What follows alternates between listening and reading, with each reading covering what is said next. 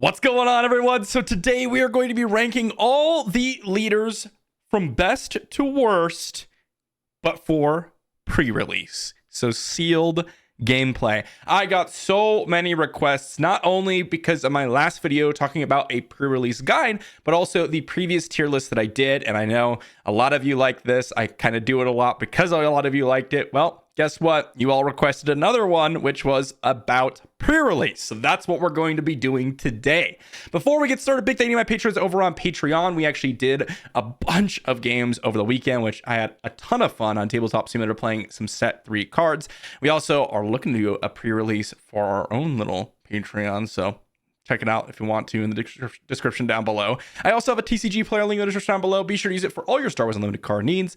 But let's talk about our tiers here for pre-release and what that means for sealed gameplay, and then start ranking all these leaders from best to worst. So S tier, these are the leaders that you're going to want to go out of your way to play. Either their frontside action or their flip mode gives you so much value to where they are a bomb themselves. So they are going to be one of the main reasons as to why you actually win your games of pre-release. A tier leaders, these are going to be leaders that you could definitely go out of your way to play, even if they have a smaller pool. S tier leaders, you don't even care. You'll start playing some bad cards just to play this leader. A tier leaders, you don't necessarily want to go too out of your way, but you do want to try to play these cards. If they have a small pool, that's okay, because they can end up being your support aspect, and then you pick up a main aspect pool where maybe they have way more cards attached to that aspect in your bases colors. B tier leaders, these are going to be solid choices for any sort of card pool that ends up having a good mix and ends up being a good deck. You're just kind of looking for a leader that ends up being a solid figurehead almost of your deck. Yes, they may have a little bit of value from their action, or maybe they have some sort of value in terms of their flip, which every leader kind of has, but that value isn't necessarily a bomb or isn't going to win you the game necessarily, but just a nice leader for the cards that you end up playing, because your cards themselves are pretty solid. C tier leaders, these are going to be leaders that don't really give you much value, or kind of just do very mediocre things, either have a poor stat line, or they're too early / late game focused, because sealed games usually don't end that quick, so you want a little bit more value, or they're too late in the game and they don't accrue enough value for how late they deploy. That's going to be a C tier leader. D tier, these are leaders that honestly just don't play them. Either they have better options. For example, we have General Grievous and Ahsoka Tano as baseline leaders. So there are situations where I just won't play them basically ever if I have any other option. And you do have at least 2 base level options when you go into a sealed game. So just don't play your D tier leaders. And to start us off, we're going to start off with Nala Se, but I'm also going to go ahead and delete the D tier, because I actually don't believe that there are any leaders in here that are absolutely unplayable to where they're going to basically just not be useful, because sealed's really dependent on the cards that you end up receiving. So I think there is a chance that you might want to play any of the leaders given, depending on your card pool and how they interact overall. Even though Ahsoka and General Grievous exist, well, some are outside of those aspects, right? So sometimes you don't necessarily want to go ahead and go into those too. But starting off with Nala Se, I'm going to go ahead and drop her into the C tier. Guys, I have played a decent amount of sealed, and Nala Se, as much as you might think that you're going to get a lot of value out of the aspect penalty from Nala Se being ignored, you just don't have that many clone units that you tend to open on average. There are some pools that you might want to consider her because of some very, very niche spot where you get to play her, you get to play your bomb in Vigilance Villainy, you get to play your bomb in this other color, and you get to play your bomb clone units, but there just aren't that many bombs in the set to where you want to go ahead and splash. Because Star Wars Unlimited exists where you can resource any card in your hand, you can just resource the 4 or 5 bad cards that you ended up putting in your deck because you don't have enough cards in your card pool. The fact that she flips out on 4 is okay, but you're not going to get that much value out of her heal effect because there's not going to be that many clone units that you're going to end up with your pool. That's just how sealed works. And the 1/7 stat line really hurts her. To be honest, that's the thing that really hurts Nala Se the most, is the 1/7 stat line. Again, there are some specific scenarios where I would not mind using Nalase, and that is if I just have absurd amount of high value clone units that I can play them all in the same deck and I have a ton of bombs, or I actually have a way to pump up Nalase in terms of upgrades or some sort of value thing like that, and I just use her as an early to deploy high toughness leader that can get me some value in that spot. Newt Gunray is going to be the next up. We got a B tier here for Newt Gunray. This guy is kind of interesting, can just give you some passive value, but overall, he's kind of mediocre. Not particularly strong, not particularly weak. It's just sort of a way to get you more value for your exploit units. This is one of those leaders where if it was in draft, I could see this being an A tier leader because you can build your deck around this exploit synergy. But because he's a 2/8 when he flips, he doesn't actually have that much combat presence when he does flip. He's really reliant on getting extra value from those tokens that you generate or from your units dying off. And those will die off in limited games, in sealed games where you're just trading units and such. And there's going to be a lot of token combat, which is not necessarily typical in Premier games because of just playing the sealed format, right? And limited to the cards that you're in that are in the packs. But this doesn't accrue enough value to where you want to go out of your way to play it.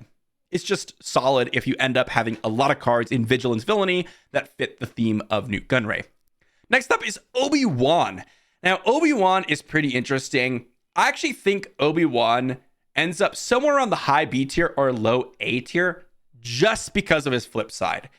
A massive Sentinel body is extremely strong in Limited, and he is a 4/7 Sentinel when he deploys. That can give you a lot of value over the long run. And his ability to heal up some damage actually does matter in limited games because you are in a situation where you have Battle Droid tokens on one side of the battlefield, clone troopers on the other. You have random units that outsize your opponent's units.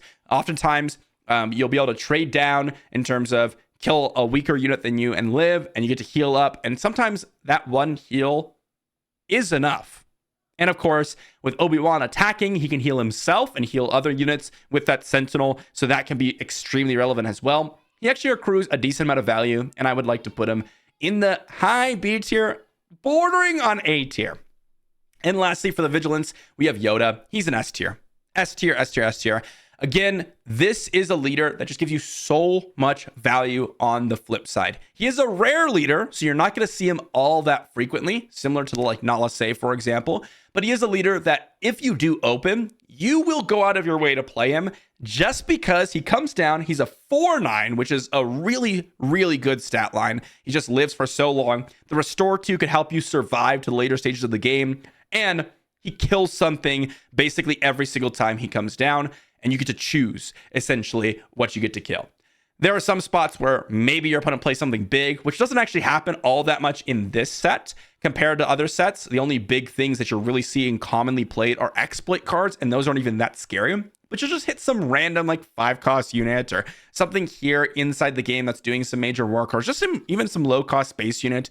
Things die all the time. So it's very easy to trigger his action ability because you're going to be going into combat all the time, even if it's your own unit dying.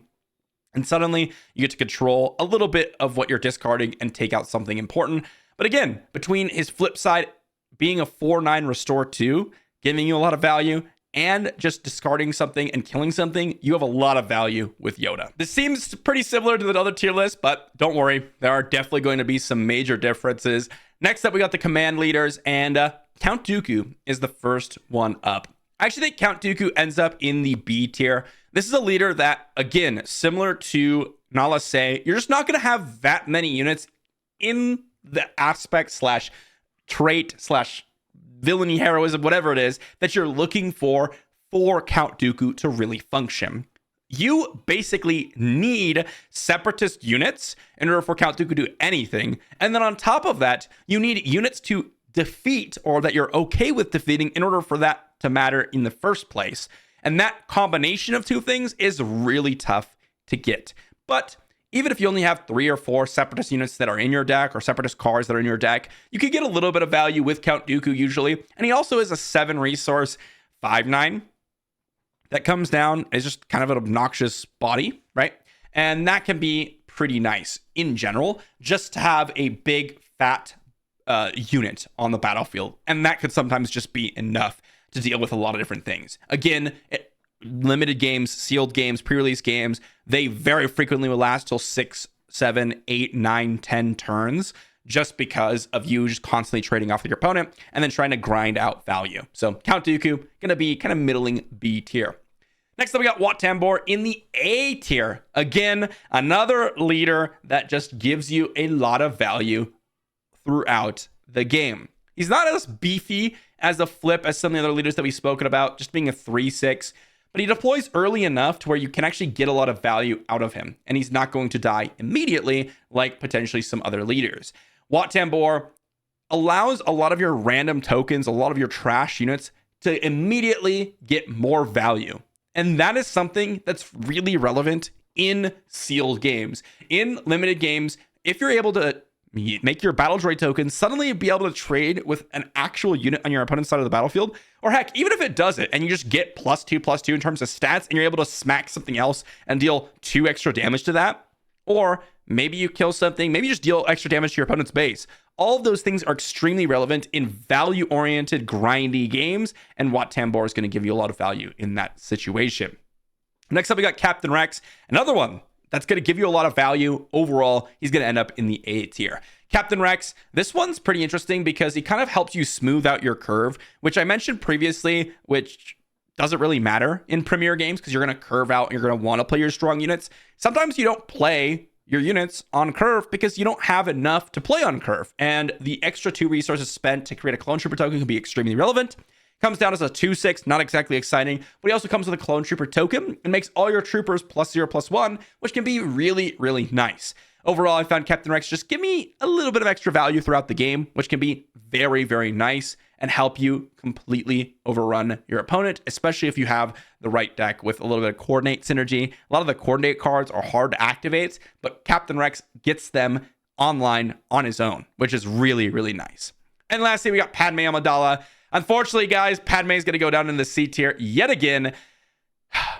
Gotta have coordinate. Gotta have Republic units, which you're not going to have an insane amount in the right aspects. And it still costs a resource. Honestly, the most important thing about Padme, and the reason why she's not D tier, which she would be in any other circumstance, is because of her coming down as a 5 resource, 2/7 with Restore 1. That's a pretty nice body, gives you a little bit of value with Restore 1, and is a Republic unit on her own, which can trigger some other synergies. But her action to get some extra cards, just not that relevant. In fact, a lot of draft games come down to, and sealed games come down to the last few cards in your deck. And if you actually end up using Padme's ability a couple times, you could be in a spot where you're actually getting down to your bottom of the deck before your opponent, and that could actually be a negative for you to draw that many cards.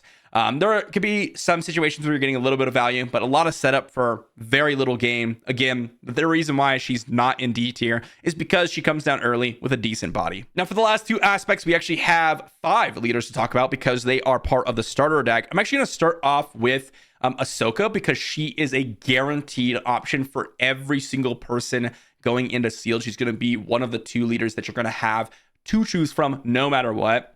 And I think she ends up somewhere around middle to high B tier or low A tier, kind of right behind Obi-Wan Kenobi. She ends up being decent. Definitely a leader that if I had a card pool that supported the aspects of aggression heroism, or I wanted to play aggression heroism because I have a couple bombs in it, that's where I would go ahead and play Ahsoka because she just is that figurehead that I need. You're not going to have the coordinates active all the time. It's definitely going to be a spot where you might have a couple tokens generated and then you trade off tokens because trading happens so frequently in sealed games. And then later on in the game, you might deploy her. She'll become a 3/6, and in some cases will be a 5/6, which can be pretty impactful. And that's the reason why she might end up into like the lower A tiers, is because when you do flip Ahsoka, it isn't that abnormal to have 2 other units alongside her, and her being a 5/6. And a 5/6 is pretty powerful. It can straight up trade in 2 attacks with Yoda or with Count Dooku, which can be impactful. So that's something to consider. But overall, it's really all about her flip side that I care about Ahsoka being a little bit higher than she otherwise would be. Maul. Ooh, Maul's interesting. Oh man. I think I'll have to put Maul in I'm actually going to swap these two. I'm going to put Obi-Wan in the bottom of A tier, and I'll put Maul at the top of B tier. So Maul, the thing that's going for him is that he's a 6/6. That's literally it. Your fun side action basically does nothing. There are going to be some situations where you'll have a higher powered unit than your opponent's toughness. You'll use the action. You'll get in for 1 to 2 points of damage. On average, in the sealed games that I've played with Maul, I've gotten in like 3 damage in any given game. Again, it could depend on how your units line up with your opponent's units. But really, the thing that's cool about him is that he deploys. He's a 6/6. And that can just straight up kill a lot of leaders on the opposing side of the battlefield, right? Straight up kills Rex, straight up kills Wat Tambor, straight up kills Ahsoka. All of that's extremely relevant. And he's got Overwhelm, which is nice because he can start picking off smaller units and start hitting your opponent's base. Having a 6/6 in the leader zone, it can just be massive. It can just end games on its own, and your opponent really has to start dealing with the board if Maul comes down, which is really nice. Pre-Vizsla, gonna be closer to the bottom of B tier.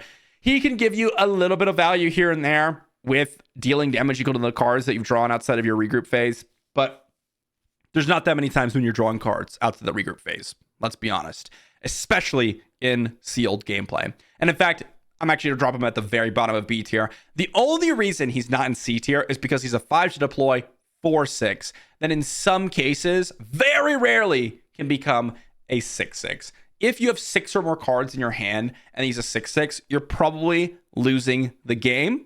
And so that 6/6 isn't just like an extra value on top of things. He's just a 5 resource 4/6, which can be relevant in some spots. Nice body to go along with the deploy cost. So going to be a bottom of B tier. Next up, we got Anakin Skywalker. This guy's an S tier. Anakin Skywalker is an absolute S tier. You might be thinking to yourself, wait, but aren't you killing yourself in order to go ahead and kill a unit? Yes, you are. But that's actually a positive because this flip side makes up for the damage that you're dealing to your own base in a lot of situations. And it's also going to make up for itself because you're going to get so many good value trades in. Anakin Skywalker is actually one of the preferred leaders, and I would go out of my way to play him because he makes so many random units so much better. Take, for example, and again, I heavily lean on commons and uncommons when I'm thinking about these leaders, Dendup's Loyalist, a 2/3 Overwhelm. In a normal deck, that would be a playable. I would be okay with playing that for 2 resources. In Anakin's, I'm like, yeah, I'm stoked to play that card. Why? Your opponent plays a 2/3, you play a 2/3. Very, very common.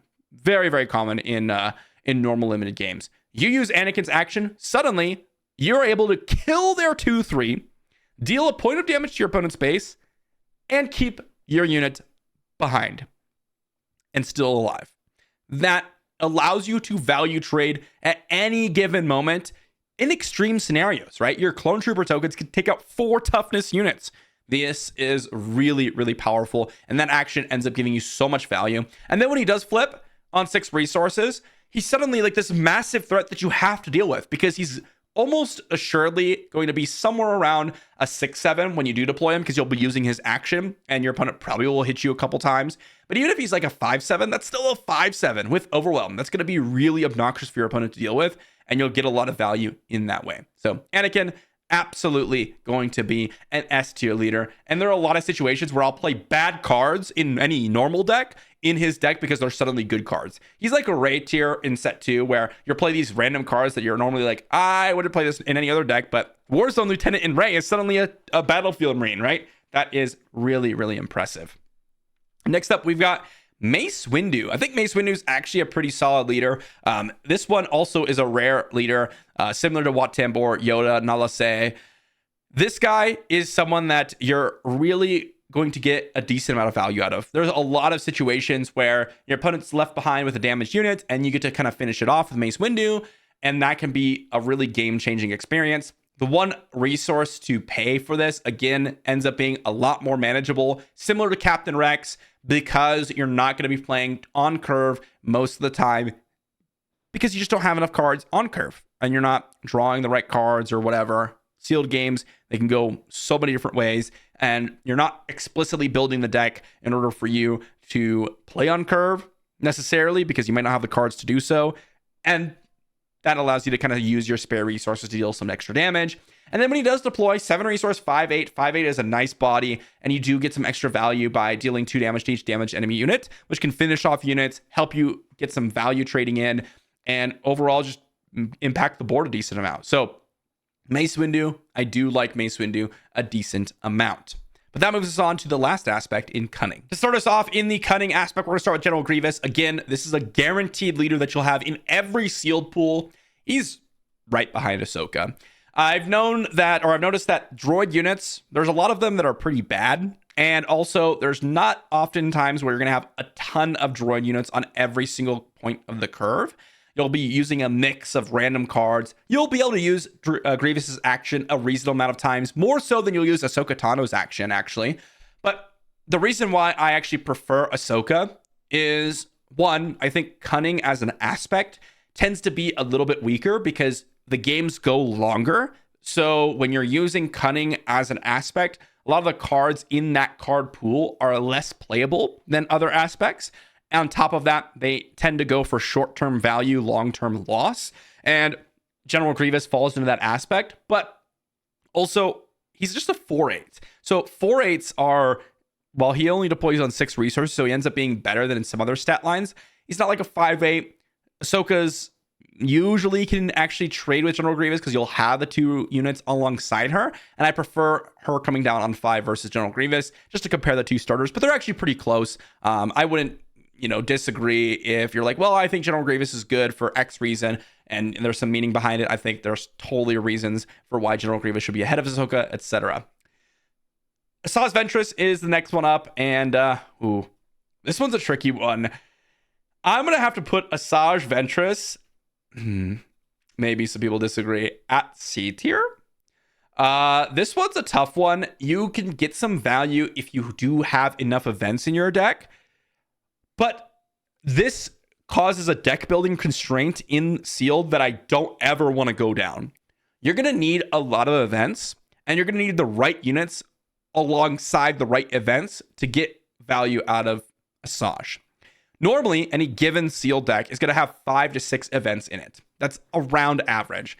That will give you, a good amount of events to where you can go ahead and use Asajj's, action in some spots. But her front side action doesn't actually do all that much. +1/+0, not exactly that impactful. On the flip side, she's a 3/4, and that is just so little value. So little value for a free unit. Again, you get a free unit. You think about these leaders as free units, and getting a 3/4 is not good, okay? She does deploy early, which can give you a little bit of value there. But you really need to get a free trade with Asajj in order for her to actually be useful at any point. You need to be able to play an event, kill something, and not take any damage on your Asajj. That's what makes Asajj at least somewhat solid, but that's not going to happen in most games, and her just being a 3/4 and you not drawing the right event at any given time is going to be pretty weak. Next up, we got Jango Fett, and Jango Fett to me, again, suffers from the Cunning portion of it, where you're exhausting enemy units. You don't want to be exhausting enemy units. You want to be killing them. So attacking a unit and then dealing some damage to it and then exhausting it. Yes, you can work for some tokens. He's not terrible by any means. I'm going to have to put him kind of in the B tier category, a little bit on the mid to lower side of B tier. I'm not super excited by him, but he's not terrible. Again, you don't want to be sitting there and exhausting enemy units. You're not going to get that many chances to deal damage to an enemy unit outside of just straight up combat in limited. So you're not going to actually use his action or his ability all that often. The thing that's preventing him from being in C tier is that he's a 3/7 for 5 resources, which is a nice stat line. It takes a couple hits for someone to get rid of Jango Fett, and it sometimes can get you a little bit more value than some other leaders, which can be nice. But overall, not exactly that excited to play a Jango Fett. Next up, we got Quinlan Vos. I'm going to skip over Palpatine. He's going to be the last one we talk about.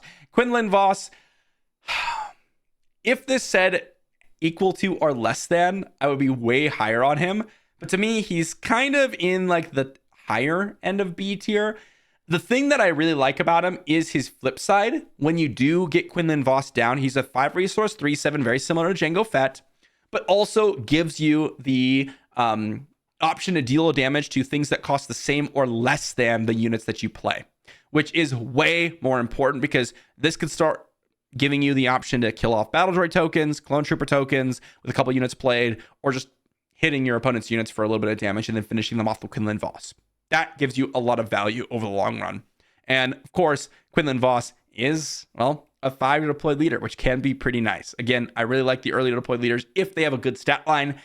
And, well, Quinlan actually does. So what do you think about Chancellor Palpatine? He's dual aspect, guys. B tier. I think he's like just behind the starter leaders or the given leaders. And there's a few reasons for this. So the first thing you might think of is like, aren't you going to get a lot of value from being able to play multiple aspects like villainy and heroism, cunning, and whatever other aspect you're playing? Well, here's the problem. You're not going to have that many cards in your deck in order for you to actually take advantage and have enough playables of any given type to actually combo with his flipping of aspects or flipping of leaders. And not to mention, he ends up giving you this really, really tough constraint where if you don't draw the right cards at any given moment, and in some cases when you're playing this, even in Premiere, you don't draw the right cards at any given moment, your cards are going to cost 2 extra, which is really tough. And on top of all that, the cards, if you're building a 30-card deck, are going to be emptied out of your library, out of your deck, and actually start to cause you some big problems.